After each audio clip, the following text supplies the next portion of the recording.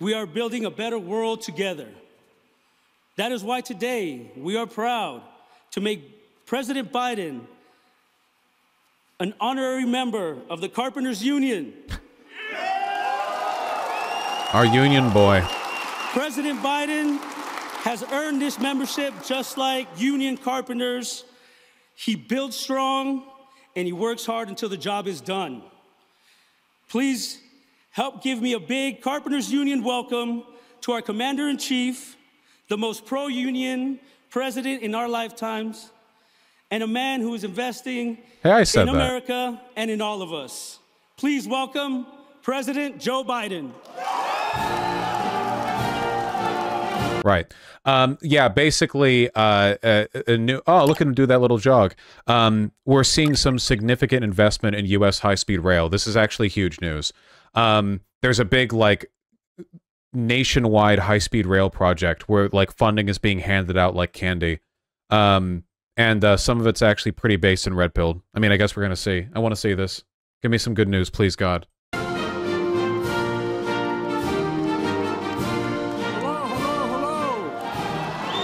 Hello? Hello? Hello? Please, take a seat if you have one. If you don't, you can build one real quickly. I'll tell you what. You know, I was thinking back there when it says I was speaking that, man, he's old. Harry Reid, I told you 35 years ago to get this sucker done. We're getting it done. You think I'm joking? I've ridden on rail probably more than all of you combined. Oh, really? I got to tell you, it's going to make this longer. I apologize. But a real quick story. I was vice president, and the Secret Service is the best in the world, but they don't like you riding a train because so many things can happen on a train along the way. And so, but I was going home to see my mom. I was catching a 5 o'clock train I used to take every single day, the 7 o'clock train out of Washington. I live 150 miles from Washington, and I took the train every single day because my wife and daughter were killed. Okay, he's going to be doing this for a while. In the meantime, let me explain. President Biden announces $8.2 billion in new grants for high-speed rail and pipeline of projects. Basically, this is a combination of the federal government providing funding and the federal government telling states, like the highway program, hey, if you're willing to... Yeah, you can follow along in sign language. If you are willing to spend 20% on this, we'll go the other 80%. Help deliver high-speed rail service in California's Central Valley. Brand new high-speed rail corridor between LA, Nevada, and Southern California. Works in Virginia. Pennsylvania Keystone Corridor. We've got a map down here. And there are a lot more plans that have been laid out in a kind of roadmap for future development. Oh, I love those high-res images right here. That's lovely. Can we get, like... No, of course we can't. To view the full list of project selections, please click here and here. No preview available, huh? Really? All right, let me open these up. Well, guys... I'm a real guy, not a joke. And, you know, before I get started, though, I should say a few words about the terrible incident that's happened and all my colleagues have recently spoke to. First of all, 2 state Nevada troopers killed on the line of duty. They're helping a driver in the... And we have it. Okay. Look at this beautiful, beautiful bullshit. Okay? Summary, program purpose. The federal-state partnership for intercity passenger rail program will fund capital projects that reduce the state of good repair backlog, improve performance, or expand and establish new intercity passenger rail. A lot of this is also maintaining existing rail, which is very necessary because our infrastructure is dog shit, okay? So they talk about the terms. Alaska, bridge replacement project. Probably a good idea. I don't know. Who's been to Alaska? California high-speed rail. For those of you who don't know, California high-speed rail was voted on back in 2008, and since then, the estimated cost of its production would be something like $100 billion. In fact, I think they talk about that here. Anyway, Illinois, Chicago Union Station Mall platform reactivation. Union platform. Maine, Downeastern Corridor Tract Improvement Project.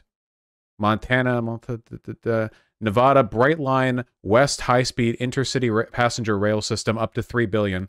The idea of a direct metro line that runs from Los Angeles to Nevada is insane. This is like an economic slam dunk. It's difficult. It's difficult to explain how much of a slam dunk that is, you know? Oh, I found the article. Listen to this bullshit. California. In 2008, California voters gave their blessing to a 500-mile project promised to carry passengers between LA and San Francisco, fully electric train. More than a decade later, the price has ballooned to more than $100 billion, of which only about $25 billion in funding has been identified by state officials. Today, officials are focusing on a 119-mile stretch that would connect the cities of Merced, Fresno, and Bakersfield that will not open until at least a decade from now. Great. Yeah, just love California. Love California. North Carolina rail to Richmond. Pennsylvania rail modernization project. Virginia transforming rail project. There's a lot to it. This isn't even the only thing. They talk about it more here in like text form. Is there an explanation to ballooning costs? It's very complicated, but I can summarize it by saying Lamau, California. Anyway, it's good news for once. Doug does what he says. He never backs down, and he always knows what to do. God love you, Doug. You're a great friend. Thank you very much. He's still doing the anecdote. Isn't it crazy how the best case scenario is that this man is still president 5 years from now? That's great. I love that. And, you know, I was telling Doug, the first union ever introduced me were the carpenters from Newcastle, Delaware, a town that's 370 years old on the Delaware River. His name was McCullough, and he was a crotchety old son of a gun. And I was running for the Senate as a 29-year-old kid. I come from a very modest family. And anyway, to make a long story short, I was running, and if I got elected, which I did, I was going to be 17 days too young to be sworn in. I had to wait a little bit. And McCullough looked at me and said, I'm going to endorse you, Biden. You understand what we're doing, but damn, boy. This is very difficult to listen to, I have to say. This is insufferable. I have stuff I could be doing. I delivered all the important information. Make me president. Sorry. Not getting anything from this shit. He's so old. Come on, he's quirky. I can't even understand what he's saying half the time. Hey, did you guys see that Congress had a good idea for once? You know, good idea juice and bad idea juice, you know, exist in equal. You split, you know, ideas into these two sort of hemispheres. Hedge funds have invaded the housing market. A new bill would ban them. Moving on. Sweeping new bill introduced in Congress would essentially ban hedge funds and private equity firms from buying single-family homes. Actually pretty dope. Hate the fact that this is exclusively being done with single-family homes, as though for some reason single-family homes are like more innately worthy of protection from speculative investment than, say, duplexes, apartment blocks, row houses, or whatever else. But, you know, it's a step. The classic Americana right here. Hedge funds, private equity firms, investment trusts have been snatching up single-family homes all around the country for years, creating the concern that homeowners themselves will be pushed even further out of the market. But a sweeping new bill introduced by U.S. Senator Jeff Merkley and Washington Rep. Adam Smith would, if enacted as written, essentially ban such corporate investors from the practice moving forward. So, look, there's two big problems here, okay? There's two big issues here. First of all, you could essentially make home ownership impossible by having all of the available and finite homes in the United States bought up by investment companies, realtors, whatever, and then just, they never sell them. They just rent them forever. Renting out a property is, after all, in a lot of cases, much, much, much better in the long run in terms of, like, you know, the income for your corporation, sustainable income, long-term ventures. It gives you more control over the property in the future. It allows you to raise the price of rent. Whereas if you sell a property, like, that's it, your hands are off it, you know? So the concept of home ownership itself might essentially not exist in the world that we're building here. You know, like, we're essentially building a world where corporations set the buying price of houses in a lot of places beyond a point where the average person can get them, which is already the case in most, you know, cities. Renting as revenue while selling can be accounted as a future loss. Yeah. Now, obviously, because I believe in decommodifying housing, I'm also kind of on long-term home ownership. You know, I think that I think that ultimately, you know, there should be very strong state protections for decommodification, because you also don't want a situation where all property is owned, because then nobody's able to shift around, and that can get. You don't want that either. You know, you want people to be able to move around. The real issue right now is it feels like in a lot of areas, housing prices are being driven up in part by the fact that investment companies are treating houses as speculative investments. You know, basically they'll go, oh well, this area is blowing up in terms of like popularity, population, you know, the housing prices. Let me buy up these properties and then just sit on them before selling or renting them. After all, if I start renting them at a given price or start selling them or whatever, I'm locked in at that price, either for the sale or for a given period of time with the rent. But if I wait for long enough, eventually we're going to starve out housing in the area, which drives the price up, which means that I can sell it for more. See, this isn't an issue if it's being done at like a very small level, but at a large level, speculative investment is capable of manipulating housing prices to the point where it's in everyone's interest to not sell, because even though they lose money on not selling, the price goes up from the scarcity of the houses, and when they do sell, it'll be for way, way, way, way, way more. Who here lives near a city where there are entire like blocks downtown of commercial real estate that are just sitting empty, like either recently constructed or they've been vacated, and you can tell when you walk by they're just dead empty, and nobody's moving in there. The reason nobody's moving in there, even though a lot of people walk by those areas, is of course because the companies that have bought them have essentially treated them as speculative investments, in all likelihood at least, where there's a given price they're willing to sell or rent them at, but that price, you know, the market hasn't reached it yet. So what they're doing is they're trying to starve out the area until the price creeps up and up and up, and eventually someone will get it. Now, this is actually really, really bad for the economy. Because oftentimes these corporations don't accurately assess the price point they could sell or rent something at, which means that in actuality what happens is nobody can afford the prices that are being set, so there's a crash and everything goes down, and that leads to a lot of people losing their money, which means lost jobs and so on and so forth. Also, it really isn't good for like the long-term health of a city if half of your downtown area is just empty. Like dead empty. That's not actually good for your city. It doesn't encourage people to buy, you know?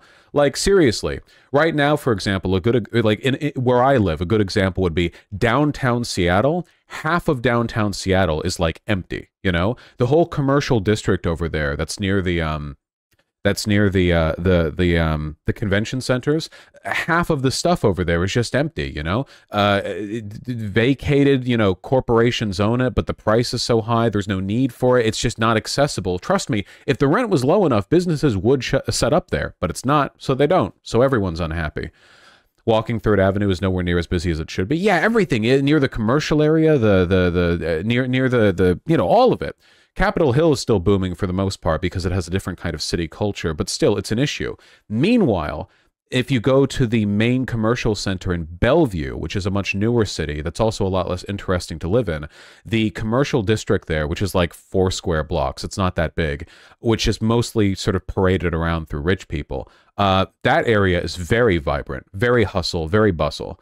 And in large part, that's because there's been an actual like investment in the ability for people to set up there and make that sort of a vibrant commercial area, you know? I don't know. It's just kind of grim. It's a little grim, you know? My city is getting ready to kick an owner out for doing just this in our downtown area. Totally neglected some massive properties. Yeah, it strangles a city. One developer that owns a few dozen properties that they're just sitting on can strangle a critical commercial area in a city. And the only thing that you would have to do to fix this, the only thing, is to introduce a severe tax on any properties that you own that are not being used. That's it. If you own residential properties that are not being used, you're just sitting on them, that's wasted space, buddy. People gotta live. You should be taxed heavily. Likewise with commercial space. If you own some gigantic commercial block downtown and nobody's setting up shop there, why is nobody setting up shop there? I'll tell you why. The reason why is because your rent prices are too high. You call the office that's advertised in the window with big plastic decals you've put up there saying, want leasing space? Call here. And it's like, oh yeah, this is actually $12,000 a month. And nobody can afford that, you know, depending on the area. Some places could. So they don't set up shop there, and downtown gets strangled. It dies. So yeah, tax the shit out of them. And if people are like, oh, well, what if we legitimately can't get rid of the property? What if we're lowering the prices so much and people still aren't setting up? You're going to tax us heavily? Then sell it. That's it. Lower and lower and lower and sell. That's what speculative investing means, dipshit. That's the point of speculation. If you buy and you lose, you lose. The way big corporations want to treat speculative investments is how the market can only go up.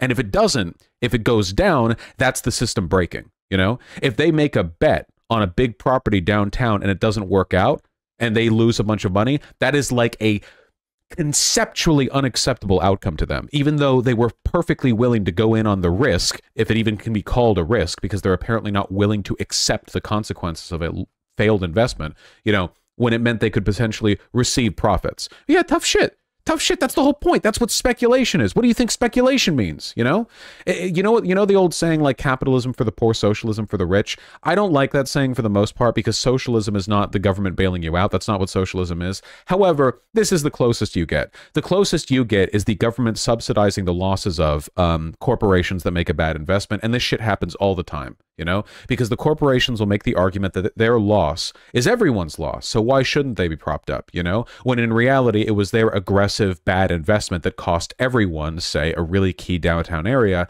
And we're all paying for it, both in terms of not having that area and in terms of the city taxes that'll go to subsidizing their loss.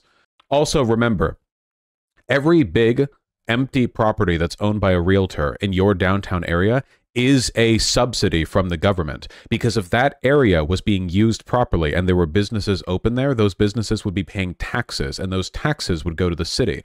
By allowing big, highly profitable commercial ventures to just not operate, to allow corporations to do that, the corporations are strangling the city of millions in taxes, which is bad, because I think it would be good if they paid taxes, you know. What is this?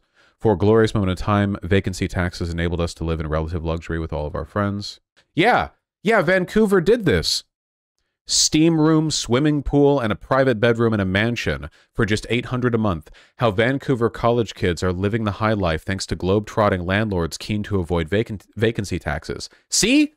These rich dipshits with their giant houses they don't use, and these investment vessels that buy up apartment buildings, they were threatened with a massive vacancy tax. So in a desperate bid to not have to pay that massive vacancy tax, they were like, fuck it. Yeah, you can use the property. Here, have a mansion. Here, half the apartment prices. Here, whatever, go for it, you know? This is from 2019. I'm pretty sure they've changed these laws by now. But yeah, for a brief moment in time, glory, beauty. Students are reaping benefits while the market has been a nightmare for sellers. Oh, can you just not sit on commercial and residential properties indefinitely while waiting for the price to skyrocket to $50 billion so you can live off that for the rest of you and your future generations' lives? Oh, I'm sorry. That must be a lot of work, having to let people live in the spaces designed for people to live in. I'm anti-homeownership because homeowners are the worst humans alive. There is no group of people more entitled and more destructive to cities on the West Coast than homeowners. Homeowners who bought a bunch of properties on the West Coast back in the 70s have been strangling California for decades, because not a single law, nothing can get done if it even remotely jeopardizes their property taxes, because these are like 75, and for some reason they really, really, really care about the value of their property that they live in. They live in that property. So I don't know why it matters what the number next to it is. You're going to be dead soon anyway. Like what? But no, nothing can get done if it even remotely jeopardizes that number, which is why California barely builds any new development. Vaush hates the homos. True. You know what's wild? USA, despite having 3 times the population of Japan, only builds 17% more houses than Japan annually. Yeah, seriously, Tokyo has really accessible rent and housing prices because they just build and they build and they build, which is what you should do if you're a mega city that has a lot of people in it. One of the reasons why, this is what I learned, by the way, when I bought my Japanese denim pants, which are amazing, by the way. One of the things that I learned is that the reason why there are so many like weird, like craftsman tier items that you can get from Japan, like specifically in basically every artistic field, whether it be like your pencils or markers or certain types of clothing, what, like, it's like, here's the very good version of it made in Japan. Why? Well, the reason for that is because in Tokyo, the housing prices are low enough that a lot of craftsman workshops have been allowed to survive there, whereas in the West, they can't survive because they've been choked out, you know? So there are a lot of places in Tokyo where you'll have a workshop on the bottom floor and the person lives on the second floor. And there will still be like the old way of doing things where you have a father who works like their whole life doing a profession. And then it's like, here you go, son, now you take over the family business. And they get to keep doing that. And as a consequence of that, there are a lot of really high-end like artisan shops in Tokyo. I already have Piggy Killer, but I'll do it again one day. Trad life, but cool. Isn't it nice, the idea of being to walk around like a residential neighborhood and be like, oh, that's my neighbor, that's my neighbor, that's my neighbor. And that's the like artisan thread weaver who's been doing this since 1492. And the current house is just built on top of the workshop they had in Tokyo like that long ago, you know? And like you can go over there and like look through the window and there's a loom spinning or something, you know? And they make the money to do it. That's not just like an antiquity. They make enough money to live there because they make artisan goods that they sell like to a small clientele, and that's enough. That's how it used to be. That's how it used to be everywhere. And now it's not. Yeah, socialism means reestablishing the trad life, unironically. Average rent in Tokyo. What is this? 1R? What does that mean? Bedroom? 2 bedroom. I don't know what this means. 1 LDK? What is an LDK? I don't know what that means. The bill, which was introduced in both the U.S. Senate and U.S. House, would, over a 10-year period, require hedge funds and large institutional investors to completely divest. It's divest, not divest, right? Living room, dining, kitchen. Oh, okay. It said for 3 living room, dining, kitchen, or whatever, the average rent cost in Tokyo was around 2,000, which it is divest? Oh, interesting. Which is a hell of a lot less than it is in Seattle. It's also like how close are you to the city core, you know? Tokyo is so massive. Like there's not really, you can't really leave Tokyo. I fondly remember going up to the top of Tokyo Tower, and I felt, this is the only time in my life that I felt this way. I felt the way that I did when looking down on Los Angeles from Griffith Park, but 10 times more. But I felt good, you know? Because from LA, it's just a big concrete wasteland. But Tokyo is infinite, truly infinite. You can go to the top of a tower and you can look out around it, and like it's just like the world megacity. It is the world megacity, but it has actual like character, unlike Los Angeles. It's unbelievable, genuinely. My favorite memory from going to Tokyo is from the view of Tokyo Tower. You can look down on the city, and there are some areas that haven't been developed because there are Buddhist temples there. And you can see them, like, sticking out. Yes. Called the End Hedge Fund Control of American Homes Act. Very straightforward. The bill would require large funds to sell off 10% of their homes each year over a decade. That's actually pretty aggressive. 10% of all the properties, all the single-family properties they own each year over a decade for 100% divestment is yeah, that's actually pretty aggressive. The bill would require the IRS to tax large funds that fail to sell off the single-family family homes over that time frame. Already has some support in the House, where it's co-sponsored by U.S. Reps Williams and Lito Sanchez, was the Senate. I would be very surprised if this goes through, because these firms have some powerful lobbies. The bill defines a hedge fund as partners, corporations, or real estate investment trusts that pool funds from investors and have 50 million or more in net value or assets under management, with exemptions for nonprofits and companies primarily focused on construction. Hedge funds failing to report single-family home purchases would face a $20,000 fine that would go towards a housing down payment trust fund. I think this should be more aggressive. This has a pretty high bar in terms of qualifying, I feel. Still, this is altogether really good. Merkley and Smith cite data from an Urban Institute report that said in 2011, no single entity owned more than 1,000 single-family rental homes, whereas by June 2022, hedge funds and institutional investors owned a cumulative 574,000 single-family homes. This includes large corporate owners like Invitation Homes, which owns more than 80,000 homes across the country. While corporate investors only own 5% of the nation's single-family housing stock, the ownership is often concentrated in majority Black and Latino neighborhoods, and in some neighborhoods, entire blocks have been purchased by investors. I think they set the bar too high. I think that 50 million is too high of a bar. They could go for more than that, you know? You could set a bar for 10 million, and that would still, you know, hit a decent number, I guess, but whatever. Either way, it's good news. We'll see if it goes through, but I'd be surprised if it did. Wabbajack with the $5. This is happening across the street from me. A whole shopping center with dozens of spaces. Now all it's got is a Goodwill and a tiny beauty supply store. Yeah, it really sucks. This is another one of those like death of America small town things where people are like, oh, the poor can finally afford things now that Walmart has set up across the road and everything there is cheaper. But Having a well-developed economy doesn't just mean there's a gigantic store where you can buy cheap stuff slaves made. It means that you have like a robust commercial district where people can go there, buy there, work there, and the money cycles internally. And the more you have like foreign investment in an area, either like from other countries or literally just like big corporations that don't operate in your town, the more likely it is that money you spend goes out of your system. Having a closed economy where everything operates internally, that's not great on like a national level for a ton of reasons. But when it comes to like managing the health of a community itself, you need to make sure that there's a pretty good balance of money going in and money going out. Because otherwise, like, you know, we'll see the same thing happen there that happened to a ton of like small Appalachian towns that lost a bunch of money after Walmart came in and drained the entire county dry, you know? Like you have the same outcome.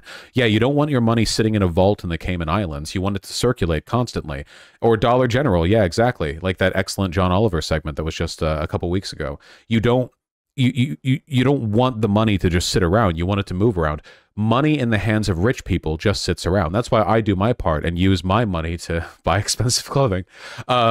It's my patriotic socialist duty. Thank you. You don't want money to just sit there. You know, you want it to be spent. And the best way to do that is to make sure it's spread out across a lot of people. Because if a lot of people have a medium amount of money, they're likely to spend it on, you know, their needed goods and their little luxuries. Whereas if a ton of money goes to one person, they tend to just sit in it because wealthy people are all dragons, which isn't good.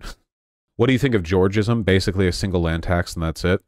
I think that would probably be better in some cases than a lot of what we do. But in my mind, Georgism is mostly a meme. I mainly just see people like meme on Twitter like a land value tax would fix this or whatever.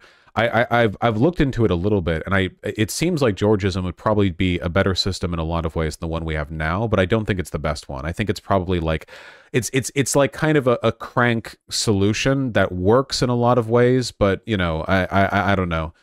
I guess I'd need to see like a full write-up. The economy is complicated. Will Stansel. Is Will Stansel that guy who's been making an ass of himself lately? I followed that guy and then immediately got a bunch of like dipshit liberal hand-wringing tweets about how like people aren't being pro-Palestinian in the right way. And then of him going like, guys, the economy's good. Why are people upset? You know? I'm going to simplify. I'm going to simplify economy for you. Are you guys ready for it? I don't think you're ready for it, but I'm going to do it anyway because this hot knowledge is something that you need to know. Okay? Are you ready? The one indicator that you can look to determine how well things are going economically, it won't tell you everything, but this is the one you should look to first, is how many Americans are living paycheck to paycheck. That is the determiner. There are so many ways to obscure people's economic suffering by pointing towards job growth. Well, are the jobs paying enough? Okay, what about average income? Okay, is it keeping up with inflation? Okay, well, maybe it is. All right, is the inflation like weighing everything proportionally, or is it the case that like essentials like housing and food are going way, way, way up, but it's cheaper than ever to buy a TV, you know? There are so many ways that people fuck about when it comes to the back-end statistics like GDP per capita or whatever, and I'm not saying there's no value to them. I'm just saying people tend to lie with data. The best way is how many people are living paycheck to paycheck. That's simple, because the only way to talk your way out of it, the only way to talk your way around it is to go, well, I think the reason that a record number of people are living paycheck to paycheck is because they're retards and they just spend money poorly, at which point they're just a conservative. That is just straightforwardly like a Fox News argument for dismissing people's economic woes, where you have like extremely straightforward data indicating that people are suffering and people don't have enough and people are stretching to make ends meet. And then they look at that and they go, oh, well, I think that's because avocado toast. Like it's just very easy to dismiss people when they go to that. You know, and if that's the case, obviously, like even if that was true, which it's not, obviously, but, you know, even if that was true, you could still say, well, the socioeconomic conditions that encourage poor spending are also a social failure when they're demonstrated on a level that implicates hundreds of millions of people, you know? Hundreds of millions of poor economic decisions are themselves a social problem, not an individual problem. You can't call it an individual problem if everyone's doing it. So yeah, that's what you should always defer to. Again, if you want to know like more about the economy, you can learn more stuff. I just think that's the best place to start. So does living paycheck to paycheck mean 100% of income goes to consumption and 0 goes to saving? It's a broad descriptor. It doesn't mean 0% goes to saving. It basically just means they rely on every subsequent paycheck to pay the bills and the stuff they need, you know? Like it's possible they're saving a little bit, but they have no buffer room. They don't have like you know, oh, theoretically, if I didn't get a month of income, that would suck, sure, but, you know, it wouldn't really meaningfully affect anything, you know? The majority of Americans are not in that position. I think now Will Stansel trends way, way too much towards the why don't all these idiot kids understand that the economy is better than they think, you know?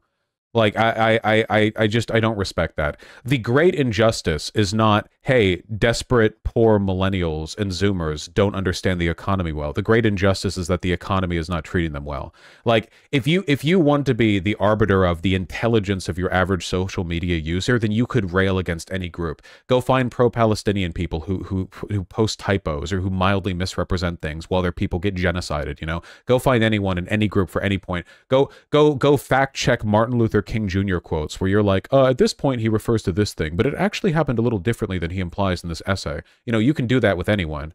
What I care most about is how much are you using your intelligence, your will, your knowledge, whatever, towards what matters, which addressing the problems, you know, the inequality. Nate Silver kind of trended towards this as well. This is the problem with pollsters. This is the problem with eggheads sometimes, you know?